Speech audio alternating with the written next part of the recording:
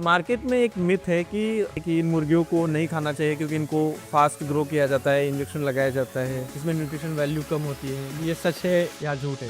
Legally hormones inject करना allowed ही नहीं है इंडिया में। बाकी अगर उनको कुछ डिजीज या फिर कोई विटामिन वगैरह लगते हैं तो उनके फीड थ्रू ही देते हैं। जब आप पढ़ाई के लिए बाहर गए, बहुत सारे लड़के होते हैं, उनका सोचना ये होता है कि मैं जॉब करती हूँ और सेटल हो जाती हूँ। लेकिन आपने ऐसा क्यों सोचा कि गाँव ही रिटर्न जाके करना है या एग्री बिजनेस ही करना है? कभी रेट ज़्यादा भी रहेगा, कभी कम भी रहेगा, कभी आपके बर्ड्स भी लिफ्टिंग के लिए नहीं जाएंगे अगर मार्केट में उतना डिमांड ही नहीं है। प्रेडिक्ट नहीं कर सकते, कभी डिजीज आता है, कभी समर में बहुत मोर्टेलिटी होता है बर्ड्स का। तो ऐसे अप्स एंड डाउन्स के लिए आई थिंक कि रेडी होना चाहिए अगर आपको पोल्ट्री में आना है। और मेरे डैड हमेशा बोलते हैं कि बिजनेस का पैसा बिजनेस में ही रहना चाहिए। ऐसे नहीं है कि तुम्हारे पास बहुत सक्सेस आ गया है, पैसे आ गए तो तुम गाड़ी ले रहे हो, घर ले रहे हो। थोड़े इयर्स वो स्ट्रगल करना पड़ता है, तुम्हारे बिजनेस में ही वो पैसा कंटिन्यूसली डालना पड़ता है। वर्ल्ड हेल्थ ऑर्गेनाइजेशन ने किया था कि 80% of the Indians are nutrient deficient. तो it is a alarming number. Animal protein जैसे कि चिकन और एग्स एवरीडे मसल के वेयर एंड टेयर के लिए बहुत इंपॉर्टेंट है।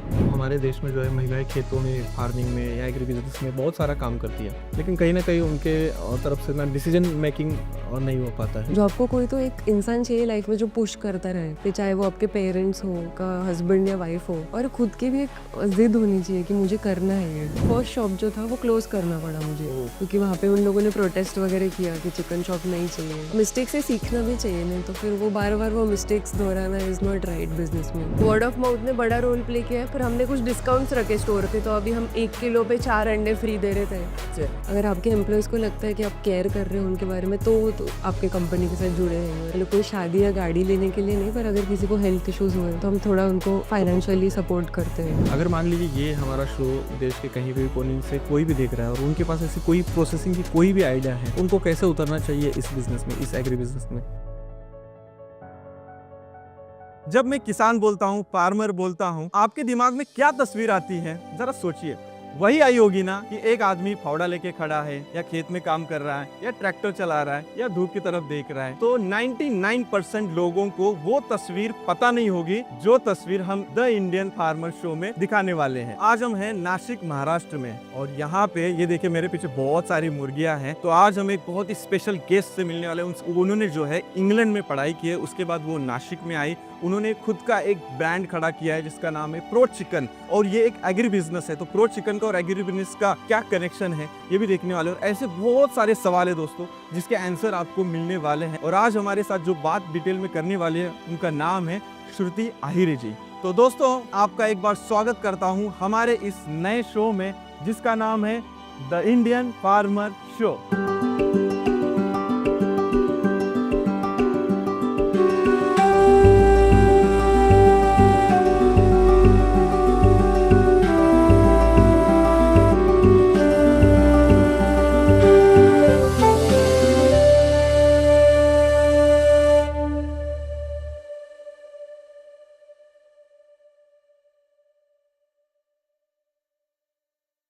मैडम नमस्कार। नमस्ते। तो सबसे पहले तो आपके बारे में बताइए थोड़ा सा। सो बेसिकली मैंने कभी से सोचा नहीं था कि मैं पोल्ट्री फार्मिंग के बिजनेस में ही रहूँगी ऐसे। मेरे फादर लास्ट 27 ईयर्स से पोल्ट्री बिजनेस में है। उनका पहले किशमिश का बिजनेस था। मुझे कभी ऐसे पोल्ट्री फार्मिंग में इंटरेस्ट नहीं है जितना बचपन से मैंने देखा। पर मैंने यूके में जाके जो वहाँ के हाइपर मार्केट्स और सुपर मार्केट्स देखे वहाँ पे, तो मुझे वो देख के ऐसे लगा कि ऐसे अच्छे क्वालिटी का चिकन हमारे यहाँ पे क्यों नहीं मिलता है। मतलब वो बाइंग एक्सपीरियंस ही अच्छा नहीं है हमारे कंट्री में। मतलब मेरी मम्मी या फिर मैं कभी भी शॉप पे नहीं जाते थे चिकन लेने के लिए। हम गाड़ी में बैठते थे और मेरे डैड जाते थे चिकन लेने के लिए, और वो ऐसे ब्लैक थैली में चिकन लेके आते थे। तो वो पूरा ऐसे बहुत शेडी सा एक्सपीरियंस रहता था, बहुत अच्छा नहीं लगता था वो दिखने के लिए। तो मुझे वो ही एक एक्सपीरियंस लोगों के लिए अच्छा कर रहा था, स्पेशली विमेन और चिल्ड्रन के लिए। तो अभी जब विमेन और चिल्ड्रन मेरे शॉप पे आते हैं तो मुझे बहुत खुशी होती है कि वो इतना बिंदास चिकन लेने के लिए आते हैं, और ऑर्डर फ्री स्टोर्स होने की वजह से लोगों का एक्सपीरियंस भी बहुत इजी हो रहा है, बाइंग एक्सपीरियंस।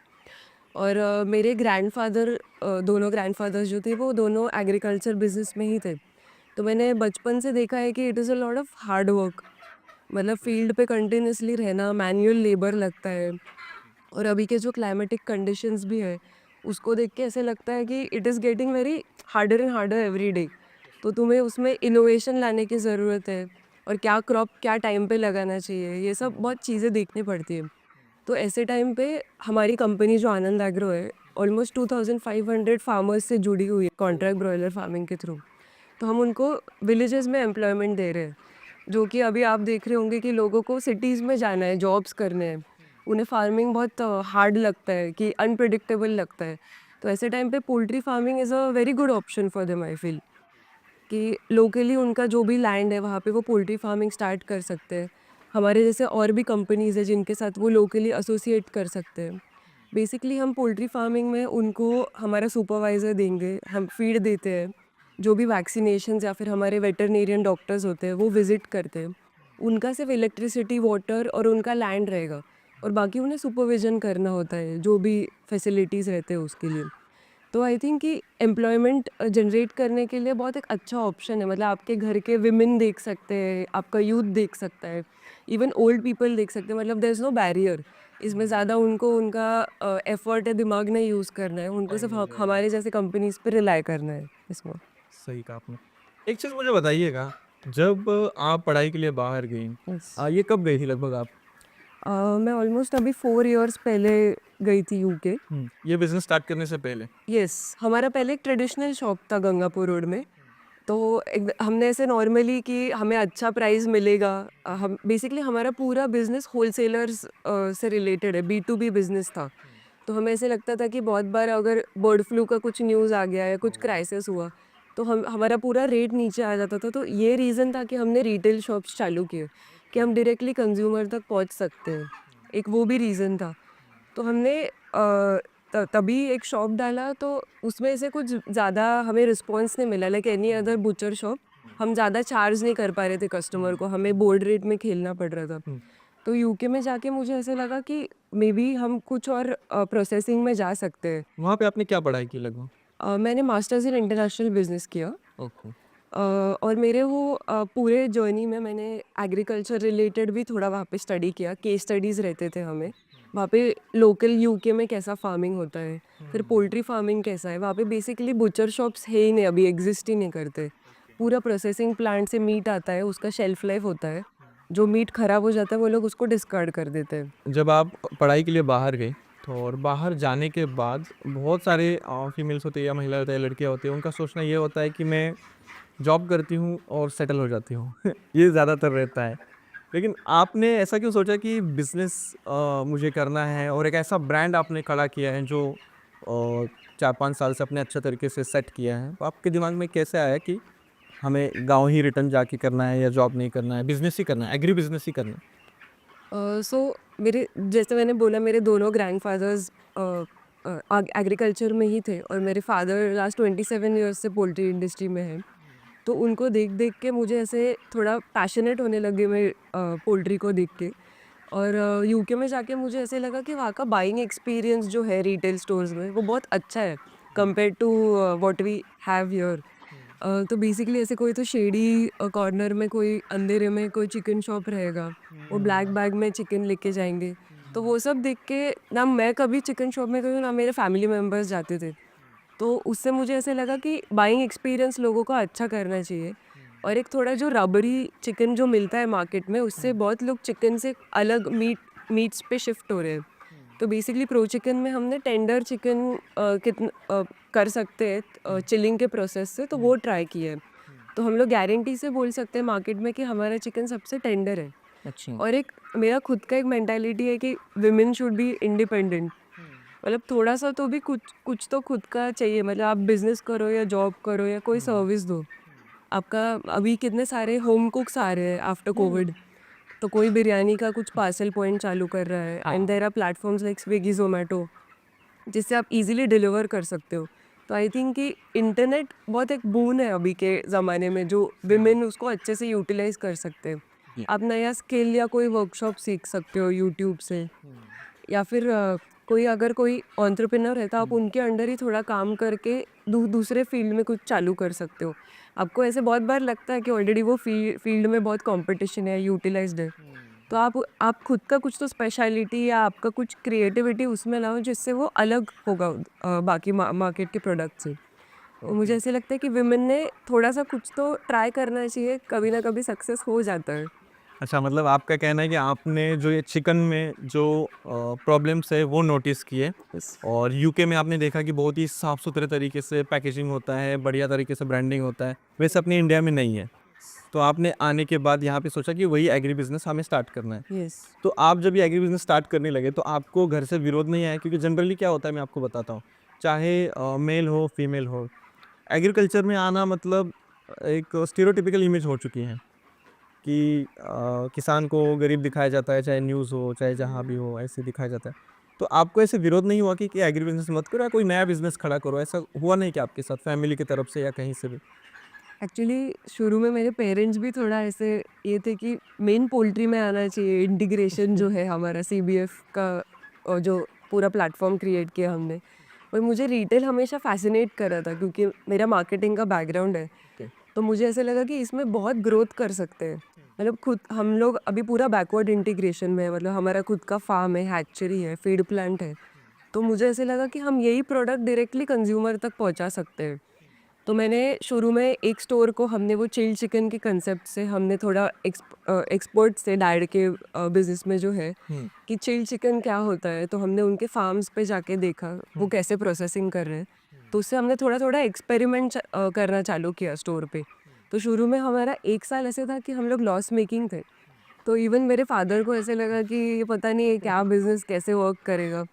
फिर हमने फिर कोविड का टाइम आया जब भी हम एक एक सिर्फ एक हमारा शॉप था जो पूरा प्रॉपर हाइजीन मेंटेन नासिक कर में? रहा था, नासिक में ही गंगापुर रोड के विसिनिटी में हमारा फर्स्ट शॉप था।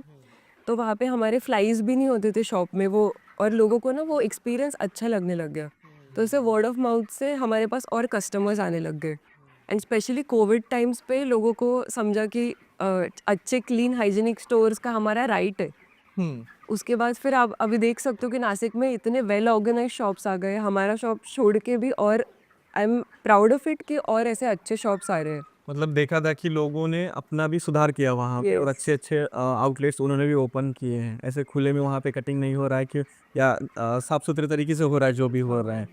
थोड़ा सा आपके पापा के बारे में, आपके बारे में थोड़ा सा बताइए ना, कि मतलब पापा ने कितना, आपके पिताजी ने जो है क्या सेटअप किया है पूरा, उनके बारे में थोड़ा सा बताइए।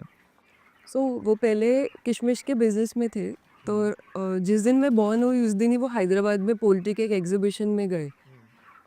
उस दिन एक हैदराबाद में एक बड़ा एक्सपो होता है पोल्ट्री के लिए। तो अगर आपको पोल्ट्री इंडस्ट्री में एंटर करना है, even as a contract broiler farmer, या फिर आपको खुद का बैच डालना है, तो आई थिंक कि वो एक्सपो बहुत इंपॉर्टेंट है आपको अटेंड करने के लिए। वहाँ पे आपको सारे कॉन्टैक्ट्स मिल जाएंगे, फार्म सेटअप कैसे करते हैं, को कंपनीज मिलेंगे, आपको सारे एक्सपर्ट्स वहाँ पे मिलेंगे। तो वहाँ से मेरे पापा को ऐसे आइडिया आया कि मैं ट्राई तो करके देखता हूँ ऐसे। तो उन्होंने उनका फर्स्ट बैच वेंकटेश्वरा से लिया, उनका वेनकॉप करके जो ब्रीड है वो लिया। तो हम उनके फ्रेंचाइजी है बेसिकली। ओके। तो एक फार्म से लेके अभी हमारा 2500 फार्मर्स के साथ हम एसोसिएटेड है, और हम डायरेक्टली और इनडायरेक्टली 2000 प्लस एम्प्लॉयज़ को एम्प्लॉयमेंट जनरेट कर रहे हैं। ब्रॉयलर में? ब्रॉयलर में, लेयर में नहीं है? लेयर में नहीं है। Only broiler poultry farm? Yes. So layer farming वो है जिसमें एग्स, एडिबल एग्स निकलते हैं। अंडे निकलते हैं? यस। ओके। और ये हैचिंग एग्स देते हैं Okay. ब्रीडर फार्म में जो मुर्गियाँ रहती है वो। तो मेरे डैड का journey, it was not very easy. मतलब आपने देखा होगा कि बर्ड फ्लू का कुछ भी एक एरिया में न्यूज़ आ रहा है तो पूरी इंडस्ट्री हिल जाती है वो एक न्यूज़ से। बराबर। पर मतलब मैं लोगों को ऐसे बोलना चाहूँगी कि बेसिकली बर्ड फ्लू ऐसी चीज़ है जो मतलब इरेडिकेट हो जाती है। उनको बेसिकली एंटीबायोटिक्स और मेडिसिन देने के बाद वो पूरी बैच कंट्रोल में हो जाती है। तो इट इज़ नॉट नेसेसरी कि पूरे इंडिया का चिकन आप खा नहीं सकते हो। मतलब कोई महाराष्ट्र के एक विलेज में या फिर एक कोई फार्म में वो न्यूज़ आती है और मीडिया पूरा वो स्प्रेड करती है वो न्यूज़, तो उससे पूरी इंडस्ट्री को इफेक्ट पड़ता है। तो आई थिंक लोगों में वो अवेयरनेस लाना बहुत नेसेसरी बर्ड है फ्लू का? बर्ड फ्लू का। दोस्तों, ये बात बहुत ही इंपॉर्टेंट थी कि बर्ड फ्लू के बारे में जो न्यूज़ स्प्रेड हो जाती है और लोग तुरंत खाना बंद कर देते हैं, वैसा मत करिए, क्योंकि ट्रीटमेंट से वो वहीं पे रुक सकता है। यस। बराबर, आपने सही कहा, एग्जैक्टली। तो उन्होंने स्टार्ट किया, फिर उनको बहुत प्रॉब्लम्स आई, आपको बता दीजिए। बर्ड फ्लू एक ऐसा टाइम था जहाँ से मतलब कंपनीज लिटरली 100 से 0 होके कुछ प्लेयर्स बाहर भी चले जाते हैं। पोल्ट्री है एज एन इंडस्ट्री बहुत वॉलेटाइल है, ऐसे बहुत अप्स एंड डाउन्स आते हैं। तो आई थिंक कि आप पोल्ट्री में आ रहे हो तो आप ऐसे पकड़ के चलो कि कभी रेट ज़्यादा भी रहेगा कभी कम भी रहेगा, कभी आपके बर्ड्स भी लिफ्टिंग के लिए नहीं जाएंगे, अगर मार्केट में उतना डिमांड ही नहीं है तो कभी कभी 45 डेज का साइकिल 60 डेज तक भी जाता है। और मुर्गियों का आप प्रेडिक्ट नहीं कर सकते, कभी डिजीज़ आता है, कभी समर में बहुत मॉर्टेलिटी होता है बर्ड्स का। तो ऐसे अप्स एंड डाउन्स के लिए आई थिंक कि रेडी होना चाहिए अगर आपको पोल्ट्री में आना है।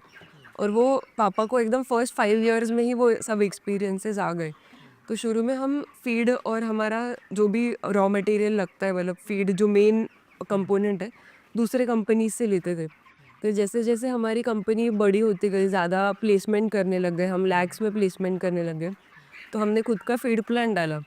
फिर हम ऐसे बैकवर्ड इंटीग्रेशन में गए आगे कि हमने खुद का हैचरी और चालू किया, खुद का ट्रांसपोर्टेशन किया। और ऐसे हमारा नेटवर्क और फैलता गया और हमने सीबीएफ का जो सिर्फ नासिक के आजू बाजू या फिर कड़वन एरिया में जो था, अभी हमारे चिखली साइड पे भी ब्रांच है, हम गुजरात में भी एंटर कर रहे हैं। तो ऐसे हमारा अभी धीरे धीरे एक्सपेंशन हो रहा है। बढ़ रहा है। यस। थोड़ा सा पोल्ट्री फार्मिंग के बारे में हमें बताइए कि किसानों के लिए पोल्ट्री फार्मिंग, जो ब्रॉयलर पोल्ट्री फार्मिंग, वो सही है कि नहीं, करना चाहिए कि नहीं उनको, या इसके बारे में क्या गलतफहमियां फैलती है, कई सारे फार्म्स चालू हो जाते हैं, बंद हो जाते हैं, उसके बारे में आपका क्या ख्याल है? 100% आई थिंक कि पोल्ट्री फार्मिंग में आना चाहिए, क्योंकि अगर आप नॉर्मल भी एग्रीकल्चर में हो, आप सपोज़ क्रॉप लगा रहे हो कोई, तो पोल्ट्री फार्मिंग आप साइड बिजनेस जैसे कर सकते हो। आपका कोई भी फैमिली मेम्बर अगर उस पर सर्विलेंस रखेगा, मतलब खुद का एफर्ट चाहिए उसमें, ऐसे नहीं है कि आपने सिर्फ एक फार्म डाल दिया है, सुपरवाइजर आके देख रहा है। क्योंकि इसमें कैसे थोड़ा चोरी वगैरह भी हो सकता है, कुछ फार्मर्स फीड भी बेच देते हैं, मुर्गियाँ बेच देते हैं, अच्छा प्राइस मिल नहीं रहा है, मिलता नहीं है, तभी वो ऐसे सब करते हैं। या फिर आपका जो आपने आदमी रखा है वो भी ये सब कर सकता है। तो आई थिंक कि खुद का एक एफर्ट डालोगे ना फार्मिंग में, आप जितना ज़्यादा ध्यान दोगे उतने ज़्यादा आपको रिजल्ट्स मिलेंगे। बहुत लोगों का ऐसे साइड इनकम जैसे वो चालू कर देते हैं और फिर ध्यान नहीं देते, फिर वो फार्म्स वर्क नहीं होते। राइट, वहाँ पे मोर्टेलिटी हो जाती है, और यहाँ पे महिलाएं भी इसको हैंडल कर सकती है अच्छे तरीके हाँ से। हाँ, तो बिल्कुल। उनके लिए भी एक अच्छा तरीके से रोजगार पैदा हो सकता है। रोजगार बोले तो बिजनेस ही है, ये एक एग्री बिजनेस ही है। Layer poultry farming, broiler poultry farming, इसके अलावा कुछ और पोल्ट्री फार्मिंग होता है या बस इतना ही होता है? इतना ही पोल्ट्री फार्मिंग होता इतना है। ही होता है। यस। और इसके अलावा मुझे बताइए कि जो अभी नया नया टेक्निक आ रहा है वो क्यों स्लो आ रहा है या डेवलप नहीं फास्ट हो रहा है, इसकी क्या वजह है?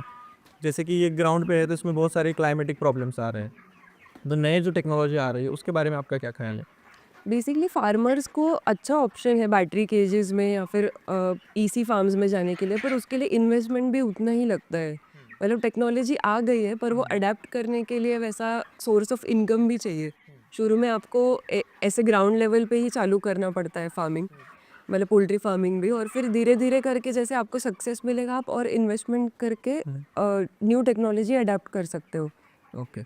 अभी आपका कितने सालों का अनुभव हुआ ये प्रो चिकन ब्रांड में? मैं अभी लास्ट 5 इयर्स से प्रो चिकन में काम कर रही हूँ। इसके पहले हमारा ट्रेडिशनल शॉप था, तो उसमें भी ट्रेडिशनल शॉप में हमें ऐसे बहुत जल्दी रिस्पॉन्स मिला है, ऐसे नहीं है।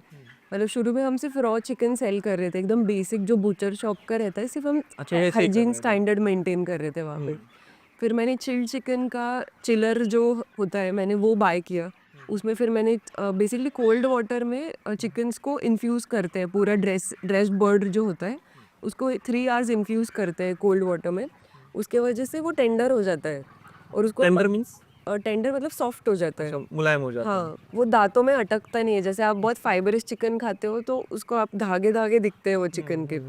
तो हम पोल्ट्री फार्म से लेते वक़्त ही ऐसे बोलते हैं कि हमको 1.6 से 1.7 केजी का ही बर्ड चाहिए। हम वो सब प्रोटोकॉल्स फ़ॉलो करते हैं। जितना ज़्यादा बॉडी वेट बढ़ता है उतना ज़्यादा वो फाइबरस लगता है। आप बोलोगे ना कि ये चिकन इतना अच्छा कुक्ड नहीं है, तो वो कुकिंग टाइम भी बढ़ता है। हमारे चिकन को आप ऑलमोस्ट ऐसे 30 मिनट्स में कुक कर सकते हो, विदाउट एनी मैरिनेशन। तो वो एक फ़र्क है प्रो चिकन में। ओके। और हमने शुरू में शॉप चालू किया तो हम अलग-अलग एक्सपेरिमेंट्स करते गए। आई फ़ील कि तुमको एक्सपेरिमेंटेशन करते रहना चाहिए, कोई भी बिज़नेस रहेगा वो तो। तो हमने एक स्टोर डाला, उसमें हमें अच्छा रिस्पॉन्स मिला ड्यूरिंग कोविड। तो अब वही मनी हमने वापस इन्वेस्ट किया और 4 शॉप खोलने के लिए आफ्टर कोविड।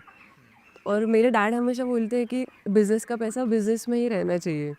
ऐसे नहीं है कि तुम्हारे पास बहुत सक्सेस आ गया है, पैसे आ गए तो तुम गाड़ी ले रहे हो, घर ले रहे हो। तुम्हें थोड़े इयर्स वो स्ट्रगल करना पड़ता है तुम्हारे बिजनेस में कि वो पैसा कंटिन्यूसली डालना पड़ता है। तो ये प्रो चिकन ब्रांड है, ये आपने खुद डेवलप किया, यस। बराबर है? 5 साल में टोटल आपने डेवलप किया। तो इन 5 साल में प्रो चिकन डेवलप करते समय कोई अप डाउन ऐसा आपको लगा कि ये छोड़ना चाहिए, ये रिस्की, अब नहीं करना चाहिए, कुछ और करते हैं? रिसेंटली ऐसा ऐसा एक इंसिडेंट हुआ था जिसमें कुछ लोगों ने आके ऐसे फेक वीडियो बनाया था हमारे स्टोर पे। उन्होंने ऐसे क्लेम किया कि हमारे चिकन में वर्म्स मिले ऐसे, और वो खुद ही 4 घंटों के बाद वो कस्टमर ऐसे लेके आया। तो 4 घंटे के बाद कैसे बिलीव कर सकते हैं कि वो वर्म्स हमारे ही चिकन में थे ऐसे। हमने उनको पूरा स्टॉक दिखाया, हमारा सब दिखाया, पर उन्होंने वो पूरा आके 3-4 लोगों ने आके वीडियो ले लिया और फिर उन्होंने ऐसे मीडिया चैनल्स को दिखाया। तो उन्होंने ऐसे बोला कि हम ये सर्कुलेट करेंगे। अभी हमारे चिकन ब्रांड को ऑलमोस्ट पूरे नासिक में जानते हैं, हमारे 12+ स्टोर्स हैं। तो ऐसे वो मनी एक्सटॉर्ट करने के लिए और ब्रांड रेपुटेशन ख़राब करने के लिए ऐसे सब इंसिडेंट्स कर रहे थे। तो वो बहुत ऐसे डिफ़िकल्ट टाइम था जब मुझे लग रहा था कि मैंने गिव अप कर देना चाहिए ऐसे, ये वर्थ नहीं है। रिस्की है। हाँ, और मुझे दिख रहा था कि सेल्स भी मेरे डाउन हो गए वो टाइम पे। पर मुझे एक भी आके कस्टमर ने नहीं बोला कि ये ट्रू होगा ये न्यूज़। वो बोल रहे थे कि आपके ब्रांड को हैम्पर करने के लिए लोग ऐसे कर रहे हैं। प्लान किया है किसी ने? हाँ, हम लास्ट 5 इयर्स से आपसे चिकन ले रहे हैं और कभी हमें ऐसा इंसिडेंट कभी फेस नहीं किया है हमने। तो कस्टमर्स का भी इतना कॉन्फिडेंस देख के मुझे ऐसे लगा कि मैंने गिव अप नहीं करना चाहिए ये सिचुएशन में। अगर कस्टमर्स आके इतना बिंदास चिकन ले रहे हैं, तो हमने थोड़ा अवेयरनेस जनरेट करने का ट्राई किया, पर वो एक थोड़ा माइंड में नोशन रह जाता है कस्टमर्स के। तो आई थिंक कि मुझे भी बहुत सीखने के लिए मिला ये इंसिडेंट में से कि मैंने बहुत सेफ्टी स्टैंडर्ड्स फॉलो करने चाहिए, एवरीडे स्टॉक चेकिंग करना चाहिए, नो मैटर व्हाट। जो इंसिडेंट था उस बहुत सिखा के गया है मुझे वो इंसिडेंट। मतलब कि ये मुर्गियाँ यहाँ पे तैयार होती है 45 से 50 दिन में। यस। इसके बाद ये कटिंग होती है, उसके बाद आपने बोला कि हाँ, चिलिंग का प्रोसेस होता चिलिंग का है। प्रोसेस होता है और वो फिर वो आउटलेट में जाता है। हाँ। ऐसी ये पूरी प्रोसेस है, यस। बराबर है? और ये जो आपके आउटलेट में सारा चिकन आता है, वो आसपास के फार्मिंग से, कॉन्ट्रैक्ट फार्मिंग से ही आपके आता है? हाँ, हाँ। मतलब आपके पिताजी का बिजनेस कॉन्ट्रैक्ट फार्मिंग का अलग है, आपका यस। अलग है। आपने टोटल 5 सालों में ये डेवलप किया है, यस। बराबर? वो B2B बिजनेस है, बिजनेस टू बिजनेस, और ये बिजनेस टू कंज्यूमर है डायरेक्टली। अच्छा। तो हम ऐसे हमारे कंसेप्ट को बोलते हैं कि फार्म टू प्लेट कंसेप्ट है ये। Farm to plate. Plate. Okay. तो आई थिंक कि कस्टमर्स को वो एक चीज़ बहुत अपील होती है कि डायरेक्टली हमारे फार्म्स में से ही चिकन आ रहा है, मतलब हम खुद देखभाल कर रहे हैं। तो एक आनंद एग्रो का भी नाम है कि 27 ईयर्स से वो पोल्ट्री इंडस्ट्री में है। तो हम सारे टाइप के मेजर्स यहाँ पे, मतलब कोई डिजीज़ रहेगा तो हम उनको वैक्सीनेशन करते हैं, और एकदम अच्छे क्वालिटी का फीड हम यूज़ करते हैं जो हमारे खुद के फीड प्लांट से आता है। उसमें सोया और मेज़ जो मेन कंपोनेंट्स है, हम वो यूज़ करते हैं।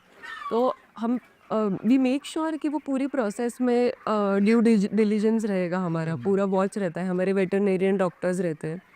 तो पूरी प्रोसेस में हम वॉच करते हैं बेसिकली।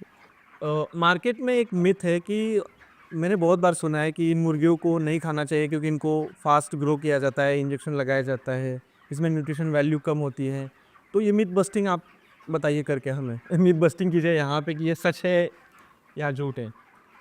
एक्चुअली इंडियन स्टैंडर्ड्स के हिसाब से लीगली हार्मोन्स इंजेक्ट करना अलाउड ही नहीं है इंडिया में। तो जो भी उनको वैक्सीनेशन देते हैं वो बॉर्न होने के बाद चिक्स को ही एक बार वैक्सीनेशन दिया जाता है। बाकी अगर उनको कुछ डिजीज़ या फिर कोई विटामिन्स वगैरह लगते हैं तो उनके फीड थ्रू ही देते हैं, और वो भी रेसिड्यू फ्री रहता है पूरा। रेसिड्यू फ्री यानी कि उसका अंश निकल जाता है, हाँ।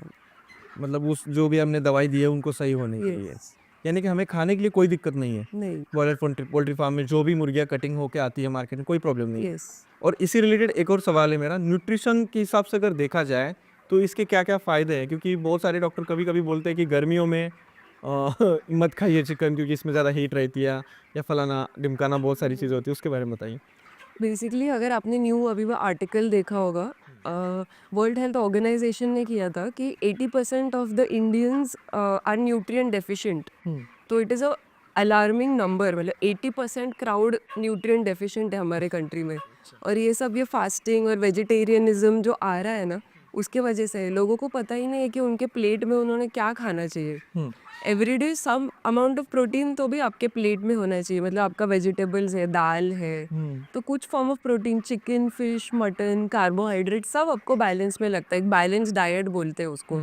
तो हमारे यहाँ पे ऐसे है ना कि एवरीडे चिकन अभी तक I don't think majority of the population consume करता है ऐसे। पहले से तो भी अभी बेटर हो गया है कि एक बार जो ग्रेवी बनती थी अभी वीक में 2 टाइम्स या 3 टाइम्स बन रहे हैं, फिर होटलिंग बढ़ गया है बढ़ लोगों गया का, तो है। वैसे कंज्यूम कर रहे हैं। पर if not chicken, I think eggs तो भी तुम्हारे डेली डाइट में होना चाहिए। मतलब वर्ल्ड हेल्थ ऑर्गेनाइजेशन और नेशनल न्यूट्रिशन काउंसिल है इंडिया का, तो वो रेकमेंड करते हैं कि प्रेग्नेंट वुमेन ने अंडे कंज्यूम करने चाहिए, खाने चाहिए। एटलीस्ट 2 एग्स एवरीडे खाना चाहिए। और बहुत डॉक्टर्स ऐसे बोल देते हैं कि आप अंडा मत खाओ प्रेगनेंसी के टाइम पे। तो ऐसे ये फैक्ट्स बहुत जो है ना वो बहुत रॉन्ग वे में पोर्ट्रे किए जाते हैं about the poultry industry and protein in general. अभी तक इंडियन पीपल को ऐसे लगता है कि उनका दाल और उनके सब्जी में उनको सब प्रोटीन मिल जा रहा है या फिर मिल्क प्रोडक्ट्स में मिल रहा है। बट आई थिंक कि some form of animal protein is required for your body. जो कुछ अमीनो एसिड्स रहते हैं, B12 का डेफिशिएंसी जो होता है लोगों को, वो मीट के थ्रू ही आप मिटा सकते हो। मतलब बहुत सारी गलतफ़हमियाँ हैं मार्केट में। इंटरनेट पे तो ऐसा बहुत कुछ-कुछ छा जाता है सालों-साल में, मैं देखता हूँ। पिछले साल अभी ना वाटरमेलन के ऊपर कोई इंजेक्शन कर दो और वाटरमेलन अंदर से लाल हो जाता है। फिर लोगों ने मार्केट में कई सारे व्यापारी बोला कि भाई आपने इंजेक्शन इसमें लगाया है क्या? या लोग जो कंज़्यूम कर रहे खा रहे हैं वो भी बोलते हैं कि यार ये, तो ऐसी बहुत सारी गलतफ़हमियाँ फैल रही है, तो इस बिज़नेस में भी फैलती है। बहुत।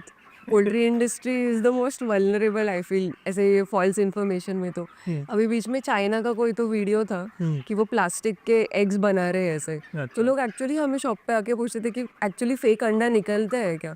मैंने बोला फेक अंडा कैसे निकलेगा? उसका शेल होता है, अंदर उसका जो मेन सब्सटेंस रहता है वो सब एक अंडे में मिलेगा आपको।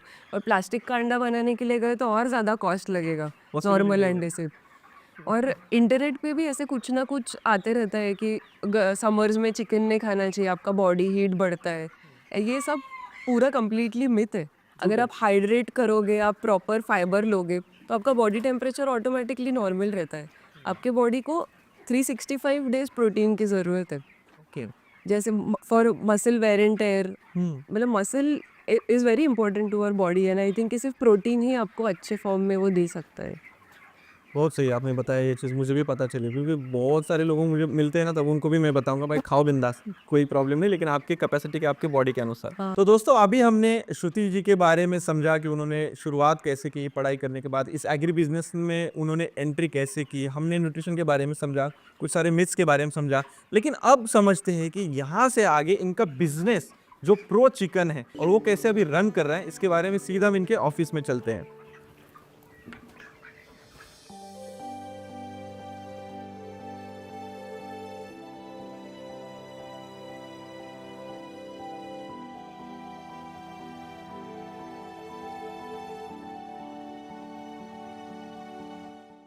अब मेरा यहाँ पे आने के बाद पहला क्वेश्चन ये रहेगा कि प्रो चिकन, ये नाम कहाँ से आया? ये मुझे थोड़ा-सा बताइए।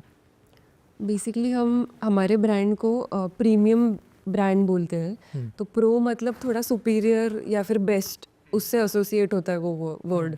तो इसलिए हमने प्रो चिकन ऐसा नाम दिया है। और protein, high power protein products है, तो इसलिए भी प्रो चिकन वो रिलेट होता है। आप दोनों वेज में ले सकते हो कि premium quality plus high power protein.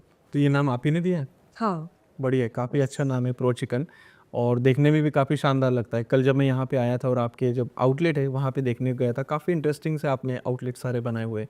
तो प्रो चिकन तो आपने बताया, लेकिन अब मुझे ये बताइए कि ये जो स्टार्ट हुआ आपका प्रो चिकन का जो जर्नी है, ये स्टार्ट कैसे हुआ, वो थोड़ा-सा फिर से हमें बताइए?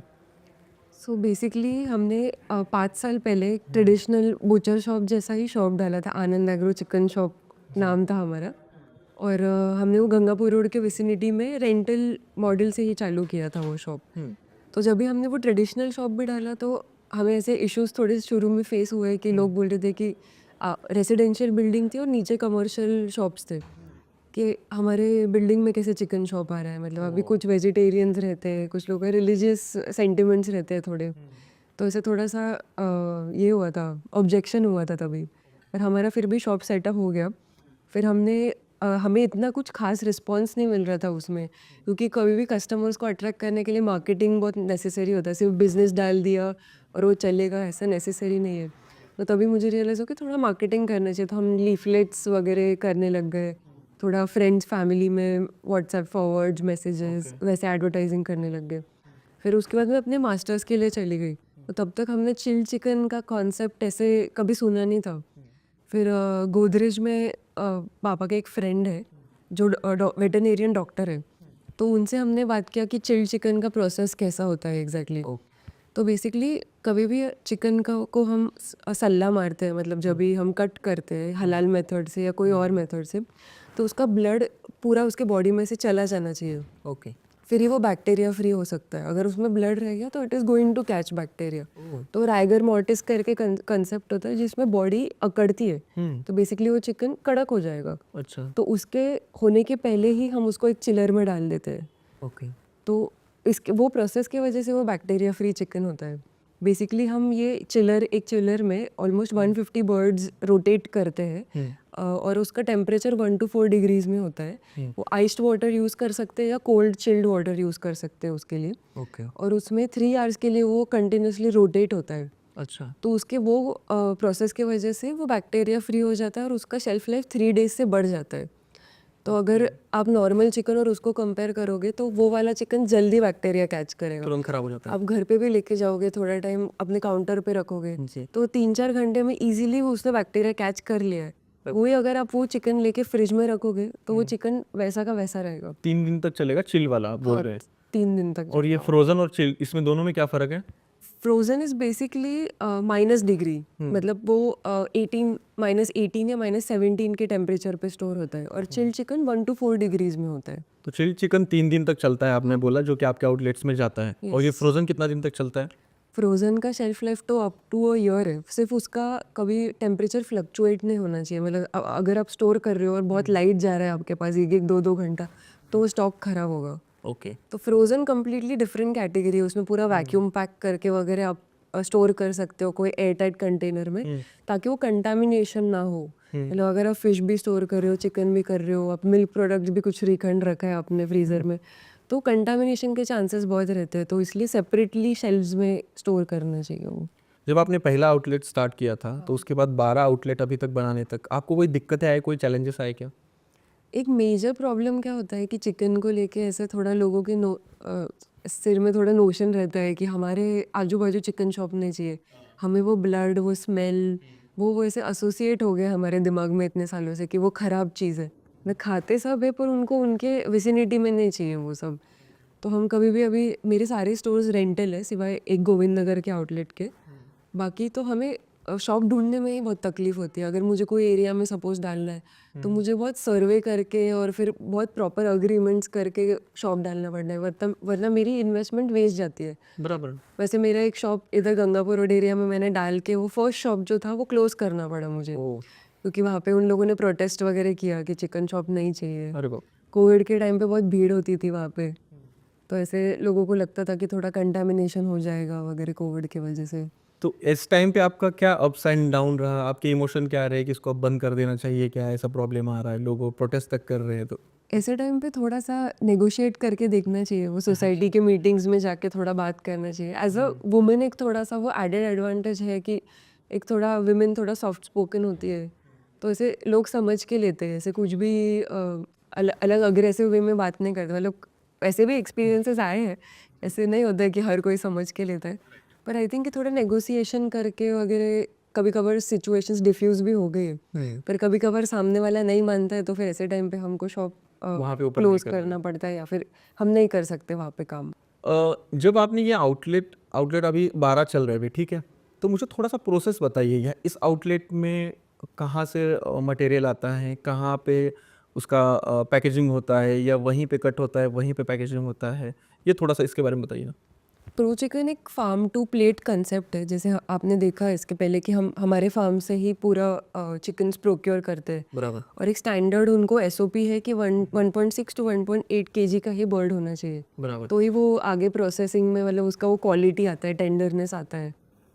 तो वो हमारे प्लांट पे आने के बाद, मतलब हम यूजुअली मॉर्निंग्स में ही हमारे प्रोसेसिंग प्लांट पे उसका प्रोसेस करते हैं। और तो वो अगर सपोज 1000 बर्ड्स है तो हमें 2 to 3 आवर्स लग रहे हैं, क्योंकि हम अभी मैन्युअली कर रहे हैं सब कुछ। बराबर। मेरे कॉन्ट्रैक्टर्स हैं, लेबर कॉन्ट्रैक्टर्स हैं, तो वही सब वो काम कर रहे हैं। और हम सब स्टेनलेस स्टील के इक्विपमेंट्स यूज़ कर रहे हैं ताकि उसमें कोई भी टाइप का मतलब अलग थिंग्स ना आए, जैसे प्लास्टिक अगर यूज़ किया तो प्लास्टिक का थोड़ा थोड़ा चंक्स जा सकते हैं। बराबर। तो कम्प्लीटली एसएस के इक्विपमेंट्स हैं हमारे सारे, कटिंग बोर्ड से लेके नाइफ से लेके चिलर सब कुछ। फिर हमने हमारे चिकन को एक टेम्परेचर मेंटेन करने के लिए हमने एक चिलर रूम भी बनाया है जो माइनस के भी प्रोडक्ट स्टोर कर सकता है। जैसे हम मैरिनेटेड ये आउटलेट प्रोडक्ट्स पे है या आपके फैक्ट्री में है ये? फैक्ट्री में अच्छा, ये पूरा प्रोसेसिंग हम प्लांट आउटलेट पे जाएंगे अभी थोड़ी देर बाद, तो आउटलेट पे भी हम देखेंगे क्या क्या सारी Yes. चीज़ें हैं। तो वहाँ पे प्रोसेस होता है। हाँ, हम मैरिनेटेड प्रोडक्ट्स भी वहाँ पे ही बना के पैकेजिंग कर रहे हैं। प्रोसेसिंग प्लांट में हमने एक अलग यूनिट बनाया है उसके लिए, और रॉ वाला साइड पूरा एक अलग है। फिर वहाँ से ही सारे स्टोर्स को एक ही जगह से डिस्पैच होता है। चलिए, ये सारा हम आउटलेट पे भी जाके हम डिटेल में देखेंगे। एक ज़रूरी बात ये है कि मैंने हमेशा देखा है कि हमारे देश में जो है महिलाएं खेतों में, फार्मिंग में या एग्री बिजनेस में बहुत सारा काम करती है, लेकिन कहीं ना कहीं उनके तरफ से ना डिसीजन मेकिंग नहीं हो पाता है। बस वो काम करती रहती हैं, लेकिन डिसीजन लेने में वो कहीं ना कहीं हिचकिचाती है। इसके बारे में आपको क्या लगता है कि आई थिंक एजुकेशन एक बहुत बड़ा पार्ट या रोल प्ले करता है। मतलब मैं पहले एज अ किड बहुत शाय थी, मैं ऐसे ज़्यादा लोगों से इंटरेक्ट भी नहीं करती थी। फिर मैं जैसे मेरे बैचलर्स की डिग्री के लिए मुंबई गई, तो मैंने मुंबई में रियल ऐसे देखा कि लोग कितना स्ट्रगल करते हैं। मतलब हर दिन मैं कॉलेज के लिए भी लोकल से जाती थी, फिर मैंने खुद वहाँ पे अपार्टमेंट लिया, खुद का सेटअप किया, ट्रैवल करती थी। तो आई थिंक थोड़ा कंफर्ट जोन से निकलते हैं ना, तो अभी हम कुछ ऐसे सीखते हैं। तो मेरे लिए वो 3 इयर्स बहुत ऐसे लाइफ चेंजिंग थे मेरे मुंबई के। और फिर उसके बाद मैं मास्टर्स के लिए गई, तो वहाँ पे भी सब कुछ स्क्रैच से खुद करना पड़ रहा था, लोगों से इंटरेक्ट करना।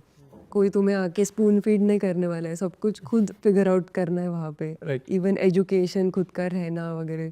तो आई थिंक एजुकेशन बहुत बड़ा रोल प्ले करता है। फिर उसमें ही आपके कोई टीचर्स, आपके मेंटर्स हो सकते हैं, जो आपको कोई तो एक इंसान चाहिए लाइफ में जो पुश करता रहे। फिर चाहे वो आपके पेरेंट्स हो, आपका हस्बैंड या वाइफ हो। वैसे मेरे केस में मेरे पेरेंट्स ने बहुत बड़ा रोल प्ले किया है।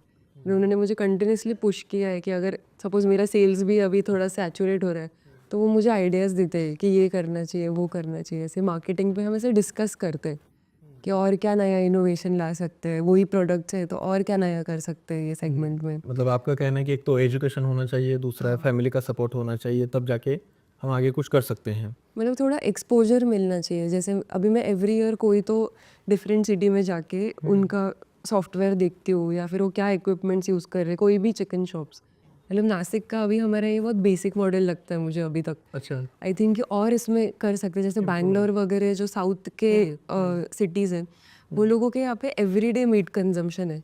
तो मुझे वो अचीव करना है यहाँ पे, कि यहाँ पे कैसे है कि फास्टिंग कर रहे हैं तो सेल्स डिक्लाइन हो गया है, श्रावण है तो सेल्स डिक्लाइन ये प्रॉब्लम तो है। तो साउथ के सिटीज़ जैसा मुझे मार्केट यहाँ पे क्रिएट करना है। तो मैं मेरे पापा के साथ भी प्रोसेसिंग प्लांट्स देख के आती हूँ अलग अलग, क्या और हाई टेक्नोलॉजी कर सकते हैं। क्योंकि अभी हमारा जो प्लांट है वो पूरा मैनुअल है, तो हमें आगे जाके पूरा फुल्ली ऑटोमेटिक प्लांट में जाना है। तो उसके हिसाब से हमें डिमांड क्रिएट करना पड़ेगा, फिर हम प्लांट डालेंगे इसे। अगर मान लीजिए ये हमारा शो देश के कहीं भी कोने से कोई भी देख रहा है और उनके पास ऐसी कोई प्रोसेसिंग की कोई भी आइडिया है, तो उनको कैसे उतरना चाहिए इस बिजनेस में, इस एग्री बिजनेस में? आई थिंक कि एकदम बेबी स्टेप से चालू करो, एकदम से ज़्यादा ऐसे लोन वगैरह लेके काम मत करो। आपके सेविंग्स होंगे या फिर आपका कुछ साइड में बिजनेस है, तो आप थोड़ा साइड बाय साइड ये चालू करो। अगर मैं एकदम ऐसे बेसिक विलेज लेवल पे बोल रही हूँ, कोई सिटी लेवल पे, कि अगर आपका पोल्ट्री फार्म है खुद का, तो आप उसका ही थोड़ा सा 50% या 40% प्रोड्यूस जो भी है, वो आप खुद के चिकन शॉप चालू करो। एक स्मॉल चिकन शॉप, जैसे बुचर शॉप रहेगा, पर आप उसको एक हाई क्वालिटी स्टैंडर्ड से बेचो। मतलब उसमें आप क्वालिटी वाइज क्या कर सकते हो, even if not chilled chicken, आप उसमें क्या इनोवेशन ला सकते हो। जैसे बिरयानी बेच रहे हो आप, वो चिकन का बना के कुछ हाई वैल्यू एडेड प्रोडक्ट्स करो, तो आपको वो प्राइस मिलेगा एंड में। हाँ, फार्मिंग में तो ये प्रॉब्लम है। मैंने देखा है कि लोग उगाना जानते हैं, लेकिन उसको बेचना, मार्केटिंग करना नहीं जानते। ये इसमें प्रॉब्लम है, लिटरली मैं देख रहा हूँ सभी को प्रॉब्लम है। चाहे वो ग्रेप्स हो, एप्पल हो, इंडिया में हमारे वो पैकेजिंग अच्छे से, उसकी क्वालिटी क्या बोलते हैं उसको, एक अच्छे जगह पे उसको प्रेजेंटेशन हाँ, प्रेजेंटेशन नहीं आता है उसका, वही प्रॉब्लम। और वो आपने प्रो चिकन में काफ़ी अच्छे तरीके से किया है प्रेजेंटेशन। तो आपको ये मतलब कैसे क्या बोलते हैं उसको, एग्जीक्यूशन जो अभी चल रहा है आपका, ये आगे कहाँ तक जाएगा? कंटिन्यू नासिक में रहेगा या नासिक के बाहर भी जाएगा? अभी तो हमारे नासिक में ही प्लान है, क्योंकि अभी हम खुद के आउटलेट स्टोर रन कर रहे हैं। एवरी 3000 पीपल के पॉपुलेशन को एटलीस्ट वन शॉप लगेगा, या फिर इससे भी ज़्यादा शॉप्स लग सकते हैं। और पूरे इंडिया में देर आर ओनली 50,000 शॉप्स। तो आई थिंक कि आप पॉपुलेशन का भी देखोगे तो population is going to keep increasing, हाँ तो उतने चिकन शॉप्स भी लगने वाले हैं और B2B बिजनेस भी बढ़ने वाला है। अभी आप KFC मैकडोनल्ड्स वगैरह जैसे ही चेन्स को देखो, उनका उनका डिमांड बढ़ता ही जा रहा है। चिकन का डिमांड बढ़ रहा है और एक सिटी में अगर एक मैकडोनल्ड्स था तो अभी 4 मैकडोनल्ड्स आ रहे हैं। तो उन प्रोसेसिंग प्लांट्स के लिए वो एक अलग बिजनेस रहेगा, B2B बिजनेस। राइट। B2C तो एक अलग ही सेगमेंट रहेगा, पर इसमें भी बहुत स्कोप है आगे जाके। आपका है ये B2C है सीधा, हाँ। और जो आपने बताया कि मैकडोनल्ड है या और KFC है, इनका हाँ। B2B रहेगा डायरेक्ट। मतलब रेस्टोरेंट्स को भी केटर कर सकते हो उसमें। मतलब ऐसे ज़्यादा चंक में लेने वाले लोग B2B में आएंगे फिर, कि उनको अलग प्राइस ऑफर किया जाता है, फिर उनको बहुत अलग अलग पोर्शंस लगते हैं, सिर्फ बोनलेस लगेगा, सिर्फ लेग पीस लगेगा, ऐसे स्पेसिफिकली लगते हैं उन लोगों को। तो अभी आप B2C दे रहे हैं, यहाँ पे स्पेसिफिक देते हैं, कोई चीज़ देना हो तो बोन। हाँ हाँ, अकॉर्डिंग टू द कस्टमाइजेशन है पूरा कस्टमर का। मतलब हम वेइंग करते हैं प्रॉपर स्केल्स पे, और निसान के स्केल्स यूज़ कर रहे हैं हम, which are very good quality scales, और हम कटिंग मशीन्स यूज़ कर रहे हैं। तो अगर आप देखोगे नॉर्मल बूचर शॉप्स में तो वो ऐसे खुद ही कट करते हैं, फिर एक ही बाल्टी में वो धोएंगे वो चिकन को और फिर वो सर्व करेंगे। वैसे हमारे चिकन को वॉश करने की भी ज़रूरत नहीं, क्योंकि प्रोसेसिंग प्लांट में पूरा क्लीन होके आता है वो गोल्ड। यहाँ पे सिर्फ आप जितना बोलोगे, आपको सपोज करी कट चाहिए और आपको स्मॉल पीसेस चाहिए, तो वैसे वो कट करके देगा। ओके फिर आपको टिक्का बनाना है तो वो टिक्का के हिसाब से बना के देगा। ओके। फिर आपको बोनलेस चाहिए तो वैसे भी बना के देगा। तो फुल्ली कस्टमाइज्ड है ये एक्सपीरियंस। मैंने बहुत बार ये भी सुना है कि जैसे समुंदर से फ़िश आती है या नदी से फ़िश आती है, तो लोग बोलते हैं कि अगर लाइव फ़िश है तो ख़रीदो, प्रॉब्लम है, खा नहीं पाओगे, वो ख़राब है, उसमें बैक्टीरिया फंगस लगा होगा। वैसे ये चिल्ड चिकन में भी ऐसा कुछ होता है क्या? मतलब कंसेप्शन तो मार्केट में बहुत सारी है, मिथ्स बहुत हैं, तो इस चिकन में कोई प्रॉब्लम है क्या? क्योंकि चिल्ड चिकन मैंने खुद पहली बार सुना है, फ्रोज़न तो मैं देखता रहता हूँ इधर उधर, तो इसमें कुछ ऐसा प्रॉब्लम है क्या? खाने के लिए कोई दिक्कत वगैरह प्रॉब्लम? नहीं, ऐसे कोई भी प्रॉब्लम नहीं है। इनफैक्ट इंडियन मेंटालिटी ऐसा है कि इतने साल से हम लाइव चिकन खा रहे हैं। अगर आप अभी यूरोपियन अमेरिकन कंट्रीज़ में देखोगे तो ये एग्जिस्ट ही नहीं करता है। अभी इतने सालों से लोग एक टेम्परेचर का चिकन खा रहे हैं। मतलब वहाँ पे भी पैकेजिंग करके सेल करते हैं और उसका शेल्फ लाइफ 3 to 4 डेज ही होता है, वो भी चिल्ड चिकन ही होता है। और उनका एक सेपरेट कैटेगरी होता है जिसमें वो फ्रीज़र में रखते हैं -18 में। ओके। वो फ्रोज़न चिकन के कैटेगरी में आता है। तो दो तीनों आई थिंक सेफ है। और चिल्ड चिकन का भी बस शेल्फ लाइफ बढ़ जाता है, वो बैक्टीरिया नहीं कैच करेगा। आप इसमें पता नहीं कैसे हैंडल कर रहे हो चिकन को, आप मैरिनेट कर रहे हो क्या। अगर आपने आके सिर्फ 12 घंटे ऊपर रख दिया तो वो चिकन खराब ही होगा, नॉर्मल चिकन जो बोल रही हूँ मैं। वैसे आप चिल्ड चिकन को ऊपर शेल्फ पे 2 to 3 आवर्स भी रखोगे ना तो कोई प्रॉब्लम नहीं। मतलब ओवरऑल अगर देखा जाए तो आप यहाँ से ये चिकन आ रहा है, कटिंग हो रहा है, फैक्ट्री में प्रॉपर कटिंग हो रहा है, उसके बाद आउटलेट में आ रहा है, आउटलेट से सेल हो रहा है। Yes. तो आपके यहाँ से 1 किलो जो चिकन है कैसे बिकता है? कैसे बिकता है? मतलब रेट उसका क्या रहता है? ऐसा कुछ फिक्स रेट रहता है या चेंजेस रहते हैं, होते रहते हैं? हम according to the purchase rate ही पूरा बोर्ड रेट चेंज करते हैं। मतलब जैसे मार्केट में रहता है, just like any other shop. क्योंकि हम अभी तक पैकेजिंग में नहीं उतरे हैं, हमारे मैरिनेटेड प्रोडक्ट्स का रेट फिक्स रहता है। उसका अलग है। हाँ, पर जो रॉ चिकन हम सेल कर रहे हैं वो एवरीडे बेसिस पे हम बाय करके आगे सेल कर रहे हैं। प्रो चिकन ज़्यादा क्या रॉ चिकन ही बेच रहे हैं ना अभी? हाँ, रॉ चिकन में के सेगमेंट नासिक में रॉ चिकन ही ज़्यादा से ज़्यादा बेच रहे पूरा स्किनलेस चिकन है, वो विद स्किन नहीं बेचते हम अभी तक। हैं, स्किनलेस है। यस। एक बहुत ही इंपॉर्टेंट सवाल मैं पूछना चाहूँगा आपसे, क्योंकि मैं पिछले 10-12 साल से खेती कर रहा हूँ, बहुत सारे पूरे इंडिया में जाता हूँ, बहुत सीरियस सवाल है। पहले अंडा या पहले मुर्गी? That is a difficult question. I think मुर्गी पहले आई होगी आई थिंक। चलिए कोई बात नहीं दोस्तों, कमेंट बॉक्स खाली है, आप भी बता सकते हैं ज़रूर। एज अ वुमन आपको एग्री बिजनेस में क्या फ़ायदे हुए हैं अभी तक, या हो रहे हैं या हो सकते हैं, और आपको चैलेंजेस क्या है? आई थिंक कि वुमेन को एक सबसे अच्छा एडवांटेज है कि उनका इंट्यूशन बहुत स्ट्रांग होता है।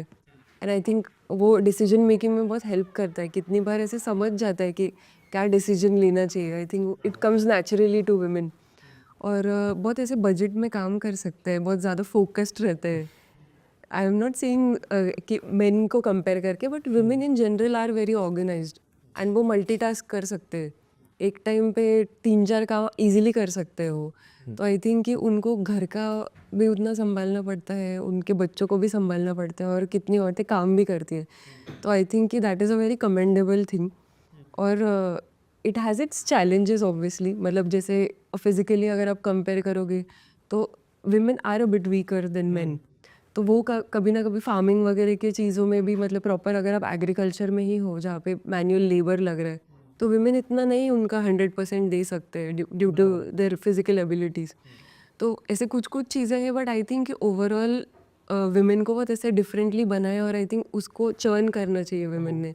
वो क्वालिटीज़ क्रिएटिविटी जो होती है वो विमेन में बहुत ज़्यादा होती है, और उनका देखने का पर्सपेक्टिव बहुत अलग होता है। जैसे कि अभी क्लीनलीनेस का जो एक फैक्टर था, इसके पहले आई थिंक कि चिकन शॉप्स में लोग इग्नोर ही कर रहे थे कि हाँ ऐसा ही है। तो मुझे ऐसे दूर से आके लगा कि यहाँ ये जगह पे विमेन क्यों नहीं जाती है। मतलब वो एक प्रॉब्लम था कि बच्चे बच्चे को भी आप भेज नहीं सकते थे कि वो अपीलिंग नहीं लगता था कि वो ऐसे कट कर रहे हैं, ब्लड है, तो बच्चों को नहीं भेजते थे, औरतें नहीं जाती थी चिकन शॉप पे। अभी हमारे शॉप पे ऐसा कोई भी इंसान नहीं है जो आता नहीं है, मतलब वेजिटेरियंस भी हमारे शॉप पे चिकन लेने के लिए आते हैं कि उनके फैमिली के लिए कुक करना है। मतलब ऐसे फ्रेंडली एनवायरनमेंट क्रिएट किया है। तो आई थिंक कि तुम्हारे बिजनेस में तो ऐसी ऐसी चीज़ें ढूंढनी चाहिए जिससे प्रॉब्लम सॉल्विंग हो। ओके। तो वो ऐसे डिफरेंस आता है पूरे वो सोसाइटी में। एक वुमन के नज़रिए से मैं क्वेश्चन करता हूँ आपको, चूल्हा चौखट से महिलाओं को कैसे बाहर निकलना चाहिए? उनके मन में तो उम्मीद बहुत रहती है कि मुझे ये करना है, मुझे वो करना है, लेकिन वो फंस जाती है चूल्हा चौखट, बच्चे। आपको क्या लगता है इसके बारे में? आई थिंक कि थोड़ा मेन को ही उनका पर्सपेक्टिव एक शुरू से चेंज करना चाहिए कि आप सिर्फ उनको वो चार दीवारों में रखोगे तो मतलब आगे जाके भी ऐसे सोचना चाहिए कि उनको उनको भी खुद का एक इनकम रहना चाहिए। मतलब बाय अगर कुछ मतलब डेथ वाइज अगर ऐसे कुछ हो गया तो उसको सपोर्ट करते आना चाहिए उसके फैमिली के लिए, उसके किड्स के लिए।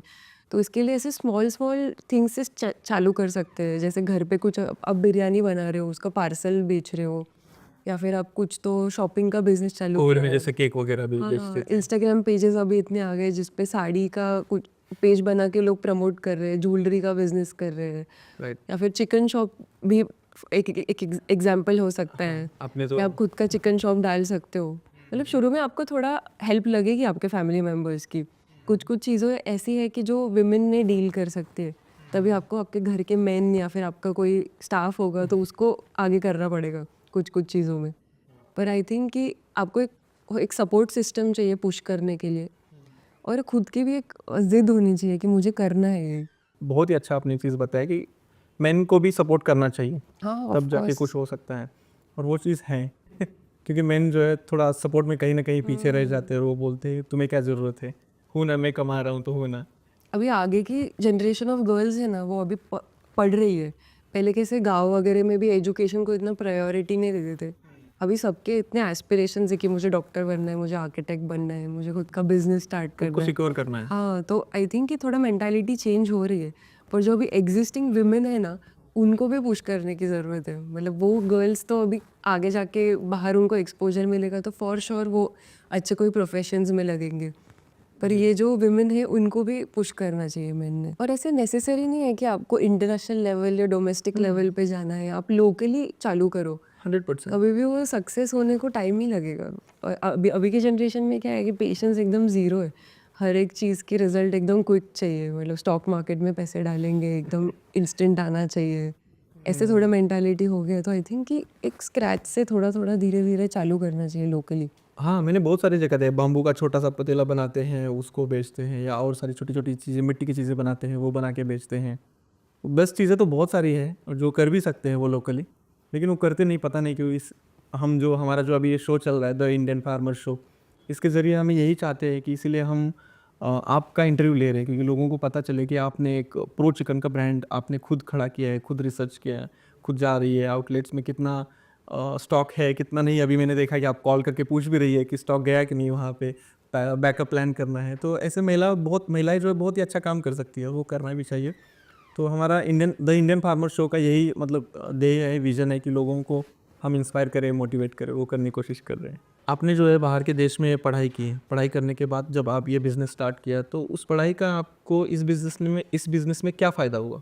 सो बेसिकली उधर बाकी मैं ऐसे प्रेजेंटेशंस के पॉइंट ऑफ व्यू से बोलती हूँ कि वहाँ पे बहुत ज़्यादा प्रैक्टिकल बेस्ड थिंकिंग है। मतलब हमारे इंडिया में अभी तक ऐसे पूरा रटा हुआ ही हम जाके सिर्फ एग्ज़ाम में लिख के आते हैं। तो वहाँ पे हमें रियल लाइफ केस स्टडीज़ थे, पूरे बिजनेस स्कूल में ही गई थी मैं। तो वहाँ पे रियल लाइफ केस स्टडीज़ थे वो, और हमें वो प्रॉब्लम सॉल्विंग करने के लिए बोलते थे रियल टाइम में। मतलब वो हमें 1 घंटा देते थे, उसमें हम हमारा ग्रुप बनाते थे और ऐसे 6-7 लोगों का अलग-अलग ओपिनियन आता था। और उससे समझते हैं कि लोगों के कितने डिफरेंट पर्सपेक्टिव्स रहते हैं कोई चीज़ पे। और ये मेरे साथ सिर्फ इंडियंस ही नहीं थे, बाकी सब अलग-अलग कंट्रीज़ के लोग थे, जैसे यूके के, कनाडा के, नेदरलैंड्स के। तो सबका वहाँ पे काम करने का तरीका, बात करने का तरीका बहुत अलग होता है। तो उनसे भी बहुत सीखने के लिए मिलता है कि ऐसे भी सोच सकते हैं। हम इंडियंस बहुत अभी अलग, लाइक हम लोग अभी भी डेवलपिंग कंट्री के हिसाब से सोचते हैं और हम वो थोड़े जुगाड़ू हैं, which I think is a good thing. तो वो लोग वैसे पॉइंट ऑफ व्यू से नहीं सोचते, तो वो सब एकदम डिफरेंसेस समझ में आते हैं उसमें। और आई थिंक कि वो केस स्टडीज़ जो मैंने वहाँ पे सीखे, मुझे उससे प्रॉपर ऐसे समझा कि दोनों के एजुकेशन सिस्टम्स में बहुत फ़र्क है। मतलब हम वहाँ पे प्रेजेंटेशंस देते थे, अभी हमें एक स्क्रैच से आइडिया सपोज दिया है, तो हमें वो मार्केट करना था कि हमें एडवर्टाइजिंग कैसे कर सकते हैं इसका। अभी सपोज मुझे चिकन प्रोडक्ट दिया है, बराबर। तो मैं उसका पैकेजिंग का कलर क्या रखूँगी जिससे वो शेल्फ्स पे अट्रैक्टिव लगेगा। तो ऐसी सब चीज़ों पे हम काम कर रहे थे जो नॉर्मल एक पर्सपेक्टिव से हम सोच नहीं सकते हैं। मतलब तो छोटे-छोटे अलग अलग बारीकी को करना। थ्योरीज यूज़ करते हैं वो हर केस स्टडी में।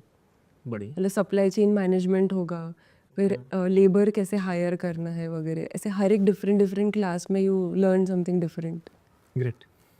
वुमन पॉइंट ऑफ व्यू से आप आने वाले फ्यूचर में या अभी आप महिलाओं को बिजनेस में कहाँ पे देखती हैं? अभी का ज़माना बदल गया है, जैसे कि बहुत एग्जांपल्स है इंडिया में जो सीईओज है, विमेन सीईओज है। नमिता थापर है, अनुराधा देसाई है जो वेंकटेश्वर हैचरीज पोल्ट्री के सबसे बड़ी कंपनी है। ओके। फिर इंदिरा नूई है, सीईओ है वो पेप्सिको की। तो इंदिरा नूई का ये ऐसा एक एग्जाम्पल था कि मैं कितनी बार बिजनेस को इतना प्रायोरिटाइज किया कि मैंने मेरे चिल्ड्रन के ऐसे अच्छे स्कूल मीटिंग्स या फिर मोमेंट्स मिस कर दिए। तो I think that is a sacrifice that women make. Mothers को ज़रा ज़्यादा प्रेजेंट रहना पड़ता है उनके किड्स के लिए, और उनको गिल्ट भी उतना ही लगता है। तो ऐसे उनको किचन भी संभालना है, बच्चे भी संभालने और बिजनेस भी संभालना है। तो आई थिंक कि उनको आप जितना सपोर्ट कर सकते हो, जितना पुश कर सकते हो, आई करना थिंक चाहिए। करना चाहिए। एक टेक्नोलॉजी के पॉइंट ऑफ व्यू से भी मैं आपको पूछना चाहूँगा, जैसे अभी फार्मर है हमारा, तो फार्मर के पास बहुत सारी टेक्नोलॉजी है, जैसे कि अभी एआई टेक्नोलॉजी है, प्लांटिक से फ़ोटो निकालो, रोग की पहचान होती है, सब कुछ जानकारी मिल जाती है खेती के बारे में। उसके अलावा ड्रोन स्प्रे है या ट्रैक्टर है, बहुत सारी चीज़ें इस्तेमाल कर रही है। वैसे आपके बिजनेस में आप टेक्नोलॉजी का कहाँ पे इस्तेमाल करती है? क्या उतना टेक्नोलॉजी का फ़ायदा आपको हुआ है क्या अभी तक? हमारे यहाँ पे अभी काफ़ी जगहों पे हम टेक्नोलॉजी यूज़ कर रहे हैं, जैसे कि अब ईसी फार्म्स है जो क्लाइमेट कंट्रोल करता है फार्म के अंदर का। जैसे कि अगर बहुत हीट आती है वो फार्म में तो मॉर्टेलिटी होती है। ये ईसी फार्म्स की जो अभी टेक्नोलॉजी आ रही है वो थोड़ा हायर इन्वेस्टमेंट है, पर उसमें क्लाइमेट कंट्रोल होता है, समर्स में उतना मॉर्टेलिटी नहीं होता, तो उतना ही प्रोड्यूस आपको मिलता है। वो एक चीज़ हो गई। फिर अभी हम जो मक्का, मतलब मेज़ और सोया जो परचेस कर रहे हैं फार्मर्स से, हमारे 5 ऐसे आउटलेट्स हैं जहाँ से हम परचेस कर रहे हैं गांव के साइड पे। तो उधर हम मॉइस्चर मीटर्स यूज़ करते हैं। हमारे स्टैंडर्ड्स के हिसाब से आपका वो प्रोड्यूस होना चाहिए, और वही हम हमारे प्लांट में फिर आगे स्टोर करते हैं।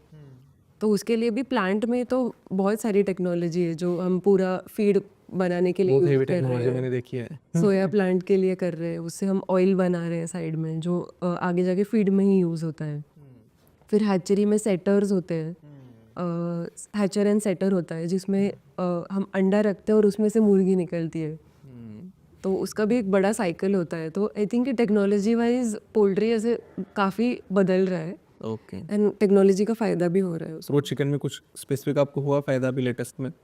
अभी बेसिकली हम स्केल, हमारा जो स्केल है मेन, उसमें फ़ायदा हो रहा है। फिर हमारा मशीन है एंड चिलर है। तो Okay. Technology wise I think है ही। सॉफ्टवेयर भी काम का है। अच्छा, मतलब टेक्नोलॉजी का फ़ायदा हो ही रहा है आपको बिज़नेस में काफ़ी।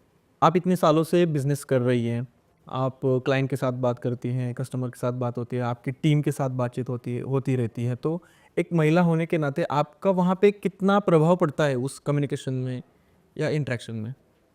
मैं मेरे एम्प्लॉयज़ का ही एग्जांपल देती हूँ कि अगर सपोज़ मेरे 2 मैनेजर्स हैं मेरे साथ जो बाकी भी सब ऑपरेशंस देखते हैं स्टोर का। तो अगर उन्होंने कोई चीज़ उनको बोली है ना, तो वो एकदम ऐसे उनको गुस्सा आ जाता है कि मुझे ऐसे बॉसी ये कर रहे हैं। और वही चीज़ अगर मैंने कॉल करके उनको जाके स्टोर पे समझाया ना, तो वो एकदम ऐसे कूल होके सुनते हैं। मतलब सुनते हैं एक्चुअली, और फिर वो होता है आगे।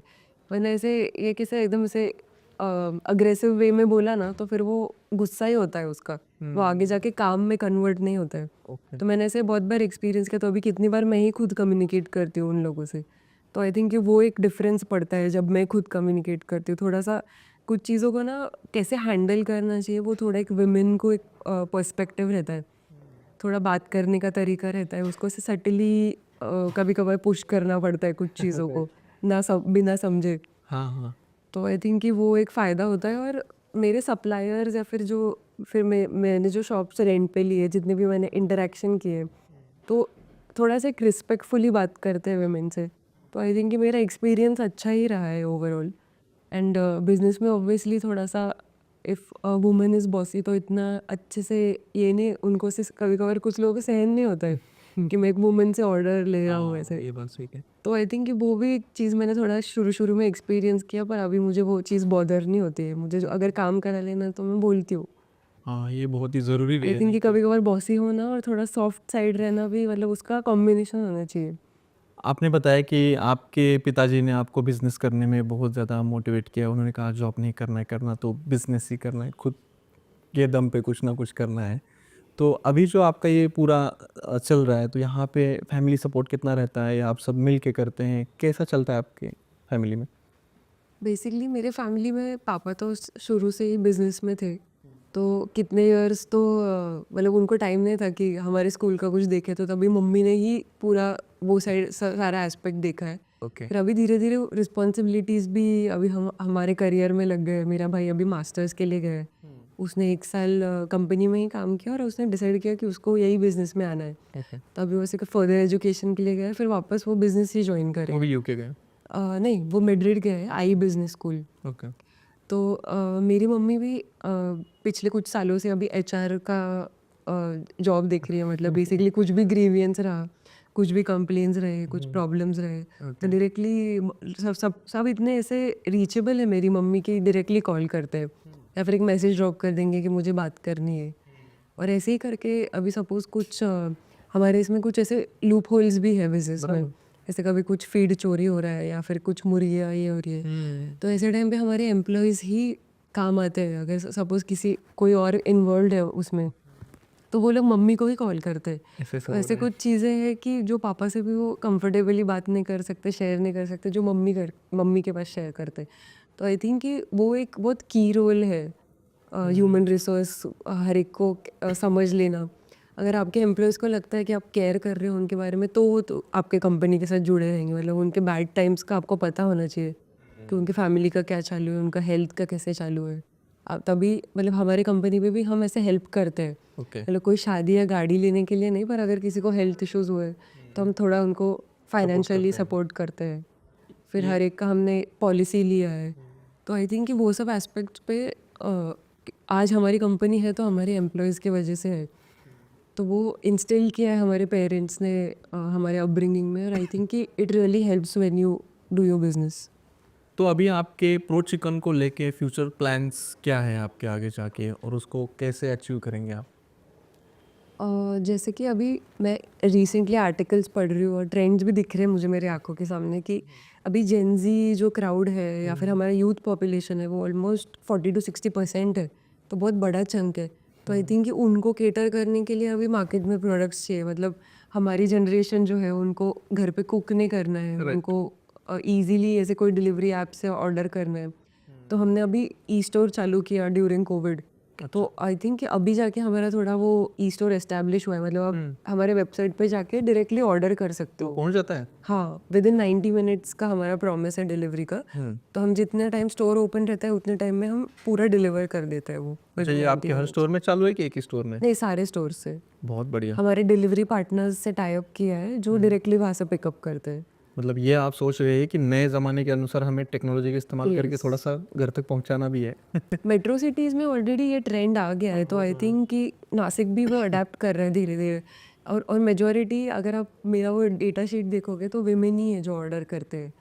मतलब सही अगर कहा। कहीं पे उनको घाई गड़बड़ है तो वो डायरेक्टली ऑर्डर कर देते हैं, वो उनके घर पे आने के पहले पहुंच जाता है। और Right. हम सब डिजिटल रखा है हमने, तो वो पेमेंट भी उनको मतलब झंझट नहीं रहता है कि कैश देना पड़ेगा या ऐसे कुछ।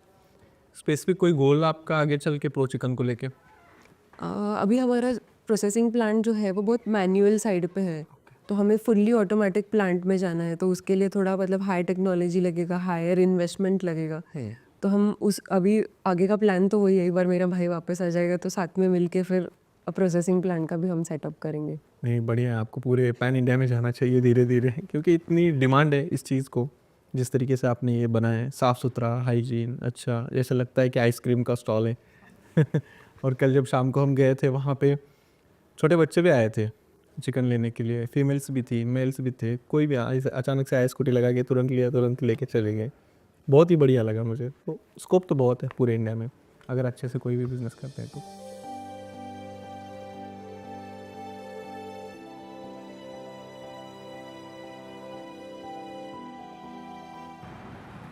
संतोष जी, ये हमारा आउटलेट जी।